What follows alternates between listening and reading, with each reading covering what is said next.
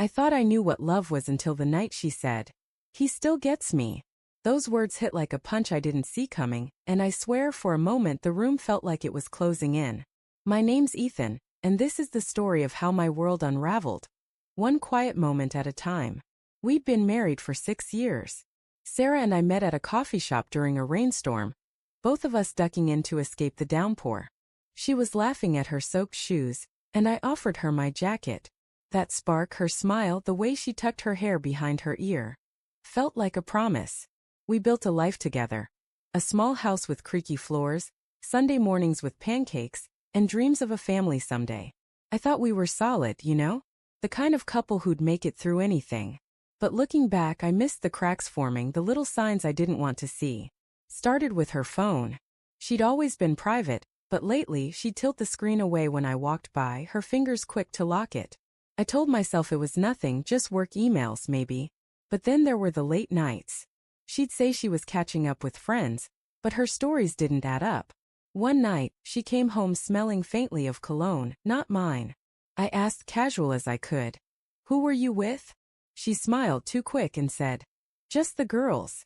Her eyes didn't meet mine. That's when the doubt crept in like a shadow I couldn't shake. I didn't want to be that guy, the one who snoops, who doubts. But the feeling gnawed at me. One evening while she was in the shower, her phone buzzed on the counter. A text lit up the screen. "Miss you. Call me." No name, just a number. My stomach twisted. I didn't touch the phone, but I memorized those digits.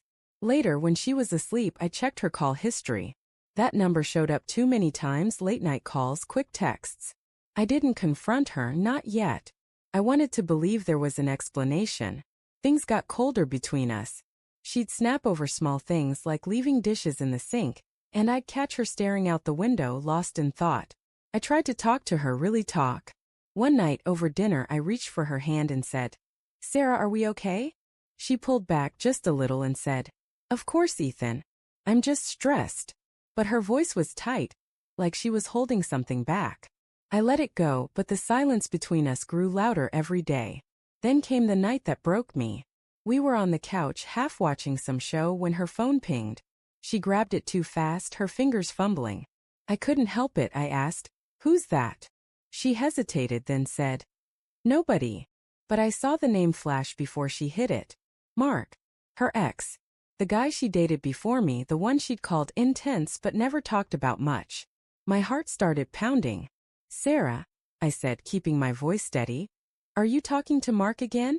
She froze, her eyes wide like a deer caught in headlights. Then she sighed, set the phone down, and looked at me. "He gets me, Ethan," she said, her voice soft but cutting. "He always has. You try, but it's not the same." I felt the air leave my lungs.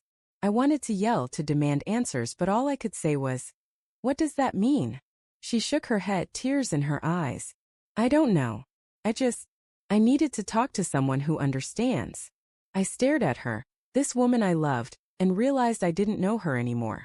"Do you love him?" I asked, barely above a whisper. She didn't answer. That was enough. I didn't scream. I didn't fight. I just stood up, grabbed my keys, and walked out. The night air was cold, and I drove aimlessly, her words echoing in my head. "He gets me." I pulled into a motel parking lot and sat there, staring at the neon sign, wondering where I went wrong. I loved her with everything I had, but it wasn't enough. I kept my phone on, half expecting her to call, to say she was sorry. It stayed silent. Days turned into weeks. I stayed at the motel, picking up shifts at work to keep my mind busy. Friends reached out, but I didn't know how to explain the hole in my chest. Then one night my phone rang. It was her. I almost didn't answer, but something made me pick up. Her voice was small, shaky. "Ethan?" He didn't answer.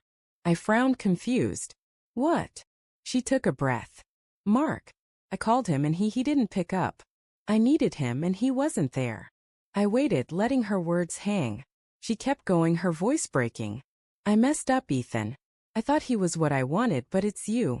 It's always been you." I should have felt something, anger, relief, maybe hope. But I was empty.